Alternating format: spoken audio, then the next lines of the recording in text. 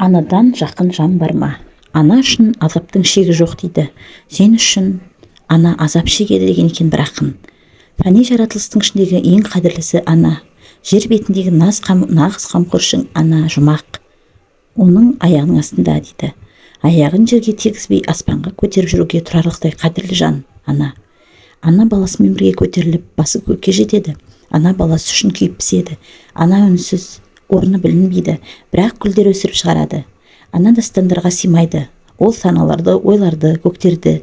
Ана қағазда, қаламда, романдарда. Топырақ тұқымының анасы, бұлақ сарқыраманың анасы, Хауа адамзаттың анасы, Мәриям бір рухтың анасы, Амина бүкіл ақиқаттың, болмыс сырының анасы. Ана мен бала екі денелік бір рух. Бала ананың денесінің бір бөлшегі, бауыр еті, баласынан айырылу жүрекке қадалған найза. Ал жұмақтың сұлтаны Әзірет Хадиша ше, ол әрі ана, әрі жұбай, әрі дос, әрі қамқор, әрі сұлтан. Ол бейне бір Әзірет Мұхаммед сәлем үшін қыздары Зейнеп, Руқия, Үмі, Гүлсім және Інжуди Фатима үшін айрықша жаратылған жұмақтың сұлтанында еді. Ол ерте туған, ерте оянған, ерте әрекет еткен. Ол Хажрул Асудтың қорғаушысы Хаулейд ибн Асад пен оған шын көңілмен берілген әйелі Фатима бинт Заиданың тұңғышы, алғашқы көз айымы.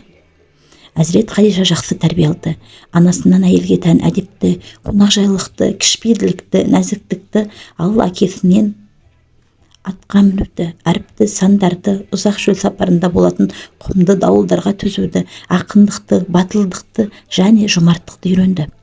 Ардақты пайғамбармен алғаш танысқанда және оны үлкен сауда керуенімен Шамға жібергенде бейне бір болашақты көріп тұрғандай, қызметшісі Майсараны шақырып алып оған, тек сауда керуеніне емес, әсіресе керуенімізге жаңа басшы етіп сайлаған Абдулматулибұлына да жақсы қарайсың, келгенде ол жайлы сұраймын, бір айтқаныңа кетпейсің, барлық оған істе көмектесесің деп қатаң ескертеді.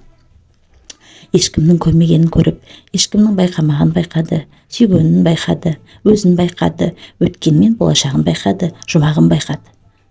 Осылайша ұлы жаратушы сүйіктісіне енді бір әйелдің сүйіспеншілікке толы дархан жүрегін пана етті. Әзірет Хадишаның түсі өңге айналған еді. Күн оның үйіне туған еді. Әзірет Фатиманың анасы және Алланың сүйіктісінің адал жары. Мүшіріктермен болған күрестен және байкот жылдарының ауыртпалығынан ауырып қалады. Пайғамбардың қамқоршысы Әбу Тәліптің қайтыс болғанына 3 күн болған. Расуланның қайғысы әлі жазылмаған кез. Бала күннен өзге қолдаған қамқоршысынан айырылды. Не оның өліміне, не оның имансыз кеткеніне қайғырғанын білмеді. Алланың ең сүйікті құлын ауыр қайғымен басты. Енді жан жолдасы, асыл жары Әзірет Хадиша науқастан қалады. Кенеттен төсек тартып жатып қалды. Осы уақытқа дейін шеккен қиындықтарын оның тағатын қалдырмаған еді. Алайда ол ауырып жатса да, өзін емес, басқа жанды ойлайды. Бүкіл есілдерді сүйіктісі еді. Одан басқасын көзі көрген емес. Жүрегінің әрбір дүрсілі Алла және елшісі деп соғатындай. Осы күнге дейін қалай төзе білсе, қазір де дымын шығармай сабыр сақтап жатыр. Иә, Әзірет Хадиша өте сабырлы еді. Сырқатынан сыр білдірмей, Расулалланы мұңайтпауға тырысты. Расулалла қасына келгенде қиналғанын білдірмей күлімсірейді. Адамдарға ақиқаттың жеткізудің ауыр тауқыметін жүзінен байқалып тұрды. Расулалланың ал Хадиша болса төсек тартып жатса да, оған демеу болып қолынан ұстап жүзіне күлімсіреген еді. Сабырлы, мейірімді, адал жардың ісі нағыз осы емес пе? Оның жүзіне қарағанда жаның жадырап қоя береді. Мейірімді ананың ісі міне осы. Әзірет Хадиша Расулаллаға жұбай да бола білді, ана да, дос та бола білді. Қай кезде болмасын сүйіктісіне қарауға тоймайтын. Бұл жолда жатқан жерінен оған қарады. Алла елшісі де асыл жарының қолынан ұстап, сүйікті Хадишасының жүзіне әрқашан сүйсіне қарайтын. Хирада түнеп жүрген күндерінде бірінде Жабирейл жанына кетіп, «Уа Расулалла, және әне Хадиша келе жатыр» деген еді. Сол кезде Расулалла кейде Меккеге келмей кешігіп жатса, Хадиша анамыздың өзі тағам алып баратын тұғын. Өзінің сүйіктісіне, адамзаттың сүйіктісіне, Алланың сүйіктісіне. Әзірет Хадиша осы жол келгенде Жабірейіл періште Расулалла арқылы оған сүйінші хабар жеткізді. Уа Расулалла, әне Қадиша келе жатыр, қолында ыдысы бар, ішінде айран, тағам, сусын бар. Ол келгенде оған Раббының және менен сәлем айт. Оған ішінде у шу жоқ және шаршап шалдығу болмайтын жұмақта ойылған маржаннан жасалған алып сарайды сүйіншіле дейді. Міне Әзірет Қадиша дәл қазір сол сарайға кетуге дайындалып жатқан еді.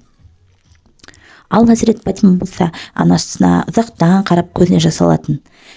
Қасына барғанда көз жасын көрсетпеу үшін теріс айналатын. Осы жолда оның қасына барғанда Қадиша қызының шашынан сипап сұрады. Су ішетіндей уақытым бар ма еді, онысын білмеді, бірақ Фатимадан су сұраған еді. Бұдан кейін су тасушы Фатима болмақ. Ажардан Қадишаға берілген, Қадишадан Фатимаға берілетін өсиет сияқты еді ау. Алла елшісі мен Фатима және басқа қыздары Әзірет Қадишаның жанында еді. Осы келі шаңырақтың отанасы жанында отырған қыздары мен жұбайына соңғы рет қарады да ақырын ғана сыбырлап, артық кеткен жерім болса кешір деді. Сосын сәл үнсіздіктен кейін куәлік етемін, Алладан басқа құдай жоқ, және куәлік етемін, Мұхаммед оның құл елшісі деді де тағы да үнсіз қалды. Расулалланың қыздарының анасы аналардың ең қасиеттісі, аналардың ең ардақтысы, әйелдердің ең қайырлысы, әлемдердің сұлтанының жұбайы, жан жары. Алла жұмақтағы маржан сараймен сүйіншілеп сәлем жолдаған жұмақтың сұлтаны, еш кідірместен иман келтірген алғашқы әйел, алғашқы мұсылман, алғашқы дос. Әзірет Қадиша бен Хуайлид бір үнсіз қалды. Содан екінші рет қайта тіл қатпады. Әзірет Фатима жылауын бірден тоқтатты, үйді жинауға кірісті. Сол сәттен бастап үй шаруасын өз мойнына алды. Бір жақтан үй жинап жүрсе, бір жақтан сыбырлап, шүбәсіз бәріміз бір Аллаға тиесіліміз және түбінде оған қайтамыз деп айтып жүрді.